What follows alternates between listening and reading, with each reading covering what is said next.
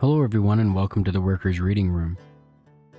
Today I'm reading American Trade Unionism by William Z. Foster. This is Chapter 8, Industrial Unionism. The new movement, as represented by the Trade Union Educational League, repudiates the conception, long a dogma of the dual unionists, that the trade unions are anchored to the principle of craft unionism and cannot develop into industrial organizations. As against the old idea that the inevitable industrial unions have to be created out of the whole cloth, by fiat as it were, the new movement holds that they are coming as a result of an evolutionary process, by a constant building, reorganization, and consolidation of the primitive craft unions. This conception is borne out by worldwide labor history. In the development of industrial unionism out of the original unorganized condition of the working class, the labor movement passes through three distinct phases, which may be roughly designated as isolation, federation, and amalgamation. In the beginning, the workers almost always organized by crafts. These primitive unions, knowing little or nothing of broad class interests, fight along in a desultory battle, each one for itself. This is the period of isolation, or pure and simple craft unionism, but after a greater or lesser period, it finally ends. The crafts in the various industries, seeing that the employers play their organizations against each other, and thus defeat all of them, learn something of their common interests and set up alliances among themselves along the lines of their respective industries. This brings them into the second, or federation stage of development. Their evolution goes right on, for the same forces that necessitated the craft unions federating eventually compel them to consolidate these federations into actual industrial unions. Thus they arrive at the final stage of amalgamation. The resultant industrial unions then pass through a similar process of integration. First they fight alone, then they strike up federations with allied industries, and finally they amalgamate with them. Industrial unionism comes not as a new system suddenly applied to the labor movement, but as the culmination of a long and elaborate evolution from the simple craft unions to the complex organizations necessary for the modern struggle. Practically all the great industrial unions in the world have been built by this evolutionary process. In England, the National Union of Railwaymen, the Amalgamated Engineering Union, the Miners' Federation, and the Transport and General Workers Union are amalgamations of many craft and district unions. In Germany, the Metal Workers Union, the Building Workers Federation, etc., were built up the same way from original craft unions. These big organizations, and dozens more in other countries, have all passed through the three stages of isolation, federation, and amalgamation. That is the normal mode of labor union progress, and despite the efforts of the dualists to prove them static and unchangeable, American trade unions are traveling the same evolutionary route that the foreign unions have taken, although very much slower and more laboriously. At present, they are quite generally in the federation stage of development. That is the meaning of the many alliances among them, the railroad federations, the printing, metal, building, and other trade councils that exist in the various industries. The task of the militants is to develop the trade unions into the next stage, amalgamation, to speed on the present natural evolution until these bodies culminate in industrial unions. The militants among the masses. The new movement now crystallizing in the Trade Union Educational League also differs widely in tactical conceptions from those of the dualists. The essence of the program of the latter was to set up labor unions upon the basis of their several political and industrial theories, and then to try to educate a backward working class into joining them. This was a violation of the first principle of labor unionism. The workers organize in the industrial field not because they hold certain elaborate social beliefs jointly, but because through united action they can protect their common economic interests. Labor unions are built upon the solid rock of the material welfare of the workers, not upon their acceptance of stated political opinions. In the very nature of things, labor unions at present must consist of the many sects and factions that go to make up the working class: Republicans, Democrats, Socialists, Communists, Anarchists, Syndicalists, Catholics, Protestants, etc. The natural result of the dualists' attempt to organize labor unions around their theories was a whole crop of new labor movements. As fast as new conceptions, political and industrial, developed, their proponents organized separate labor unions to give expression to them. In some industries, there were as many as 5 of these dual movements, each representing a different tendency, and each engaged in the hopeless task of converting the masses to its particular point of view.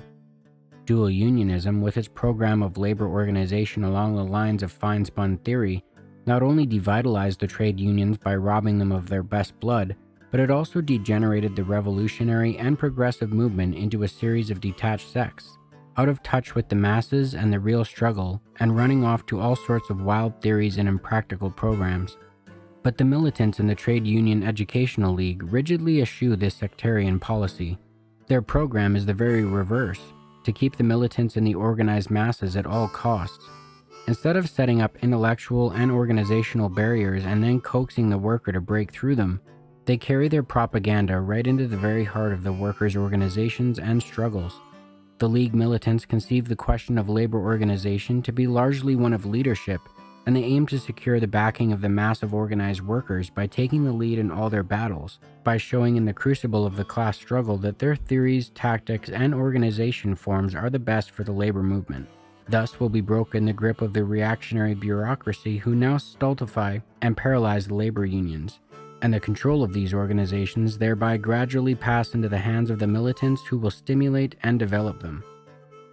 In the past, the militants have voluntarily isolated themselves from the organized masses, which was very convenient indeed for the labor bureaucrats. But now these active spirits fight desperately against such isolation. They realize fully that their place is in the big trade unions, and when the controlling reactionaries, who instinctively know that the rebels are dangerous to them only if in the unions, expel individuals and local unions, the latter must fight their way back in again. Such a policy, however, does not mean that the old organizations must be maintained at any price. In extreme cases, secession movements may be unavoidable because of the refusal of the reactionaries to obey the mandates of the rank and file. But when such splits occur, the militants must have so maneuvered as to keep the masses of the membership on their side. Otherwise, disaster will come upon them and the labor movement. The winning combination for the rebel movement, the typical situation that the Trade Union Educational League is trying to create everywhere, is for the militants to function aggressively as a highly organized minority in the midst of the great unconscious trade union mass. The heart of the League's tactical program is that under no circumstances shall the militants allow themselves to become detached from the unionized section of the working class. Keep the militants in the organized mass is the slogan of the new revolutionary movement. The Amalgamated Clothing Workers. An excellent illustration of the effectiveness of the keep militants in the organized mass method advocated by the Trade Union Educational League was the birth of the Amalgamated Clothing Workers of America. Characteristic of their general misinterpretation of labor history in favor of their policy, the dual unionists have cited this powerful independent union time and again as the one convincing proof of the correctness of the dual union program, and few indeed have contradicted them. All of which qualifies the amalgamated so much the better to show the difference in principle and results between the old and the new methods of the militants. The Amalgamated Clothing Workers was not built by dual union methods. It developed out of the work of an organized minority within the old United Garment Workers. The traditional way of dual unionism and the very essence of its program is for the handful of militants to devise ideal unions, set them up in competition with the old trade unions, and to engage with the latter in an open struggle for control of the industry, a process which almost always results in simply stripping the old unions of their militants and leaving those organizations in the hands of the reactionaries. But nothing like that occurred in the case of the Amalgamated Clothing Workers. The militants in the men's ready-made clothing industry had no dual union. They accepted as their organization the United Garment Workers of America, and they planned to make it into a virile fighting union capable of playing a worthy part in the class struggle. To this end, they organized themselves in harmony with League principles to defeat the controlling reactionaries and to make their own policies prevail. The struggle between the progressives and the reactionaries in the United Garment Workers went on for a number of years. The rebel elements, utilizing every mistake or crime of the officialdom, gradually extended their organization and influence with the rank and file. The sellout by Rickert in the Great Chicago Strike of 1910 strengthened their grip. Then came the bitter New York Strike of 1913, with its record of treason by the old officials. This was the final blow. On the basis of the resultant discontent, the militants, now organized nationally through a rank-and-file committee, exactly the same as the League is at present setting up in various industries, elected an overwhelming majority of delegates to the approaching 1914 convention in Nashville. This brought the situation to a crisis. The militants had the rank and file behind them, But Rickert, in a desperate attempt to save himself, ruled out enough of their delegates to leave him in control. At this, all the rebel delegates withdrew and reorganized themselves into another convention. Then they gave an eloquent proof that they were not dual unionists. Even after Rickert's outrage, they refused to secede, but claimed to be the genuine United Garment Workers. It was only when the AFL convention, shortly afterward, denied this claim and recognized Rickert that they launched out as an independent union. To call such a proceeding dual unionism is nonsense. It had absolutely nothing in common with the customary dual union policy of sucking the militants out of the old unions. The very heart of the campaign cited, and the reason why it succeeded, was that it kept the militants in the organized mass and united them there so that they could beat the old machine. The split at Nashville was a minor phase. No matter whether it took place or not, the militants had won the rank and file. Regardless of Rickert's antics, the organized men's clothing workers had definitely accepted the leadership of the men who later made their organization such a brilliant success. Instead of being an endorsement of dual unionism, the rise of the amalgamated clothing workers is a striking justification of the stay with the organized masses policy advocated by the Trade Union Educational League. The Trade Union Educational League. The new movement of militants working within the trade unions is centered around the Trade Union Educational League.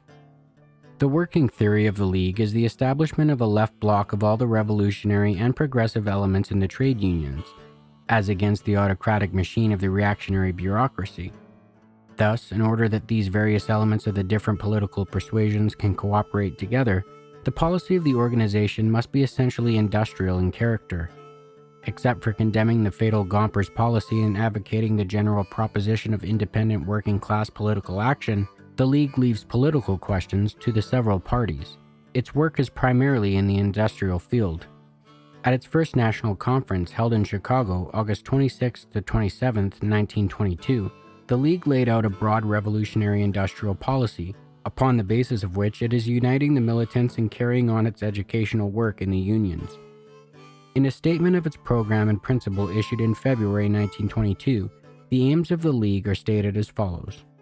The Trade Union Educational League proposes to develop the trade unions from their present antiquated and stagnant condition into modern, powerful labor organizations capable of waging successful warfare against capital. To this end, it is working to revamp and remodel from top to bottom their theories, tactics, structure, and leadership. Instead of advocating the prevailing shameful and demoralizing nonsense about harmonizing the interests of capital and labor, it is firing the workers' imagination and releasing their wonderful idealism and energy by propagating the inspiring goal of the abolition of capitalism and the establishment of a workers' republic. The League aggressively favors organization by industry instead of by craft. Although the craft form of union served a useful purpose in the early days of capitalism, it is now entirely out of date. In the face of the great consolidations of the employers, the workers must also close their ranks or be crushed. The multitude of craft unions must be amalgamated into a series of industrial unions, one for each of the metal trades, railroad trades, clothing trades, building trades, etc., even as they have been in other countries. The League also aims to put the workers of America in contact with the fighting trade unionists of the rest of the world. It is flatly opposed to our present pitiful policy of isolation, and it advocates affiliation to the militant international trade union movement known as the Red International of Labor Unions. The League is campaigning against the reactionaries, incompetents, and crooks who occupy strategic positions in many of our organizations. It is striving to replace them with militants, with men and women unionists who look upon the labor movement not as a means for making an easy living, but as an instrument for the achievement of working-class emancipation. In other words, the League is working in every direction necessary to put life and spirit and power into the trade union movement. 1922. That's the end of Chapter 8. I hope you all enjoyed it. Thank you for listening to the Workers' Reading Room. Have a good day, folks.